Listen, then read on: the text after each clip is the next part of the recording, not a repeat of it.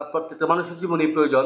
তো সেই টাকাটা যেন নির্ভেজাল টেনশন মুক্ত হয়, সেদিকে আমাদেরকে খেয়াল রাখতে হবে। আমরা জয়নাবাজার বা আমাদের অত্র এলাকার মানুষগুলো বাড়ি ভাড়া দেই। একটা ভাড়াটিয়া আ পেলেই আমরা খুশি। একটা ভাড়াটিয়া পেলেই আমরা খুশি। কিন্তু সেই ভাড়াটিয়ার আম পূর্বের কোনো জীবন বৃত্তান্ত আমরা এটা সংগ্রহ রাখি না, সংগ্রহ করি না এবং সেই ভাড়াটিয়ার বর্তমান আ জীবন বৃত্তান্ত আমরা সংগ্রহ করি না।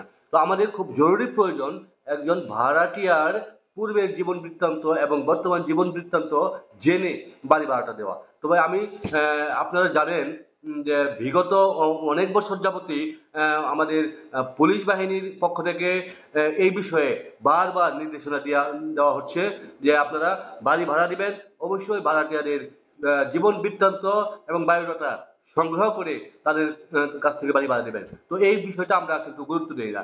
এখন কিছু কিছু সময় এগুলা গুরুত্বপূর্ণ হয়ে দাঁড়ায়, অনেক বিপদের সম্মুখীন হতে হয় আমাদেরকে।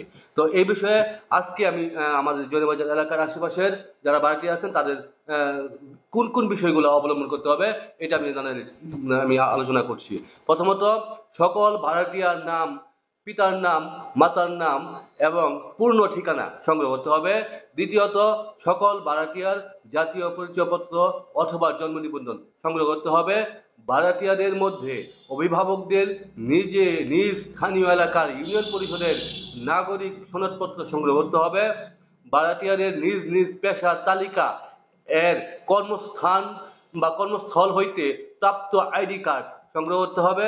ভাড়া থাকাকালীন অবস্থায় সব ধরনের বেআইনি কাজে সম্পৃক্ত না থাকার অঙ্গীকারপত্র সংগ্রহ করতে হবে।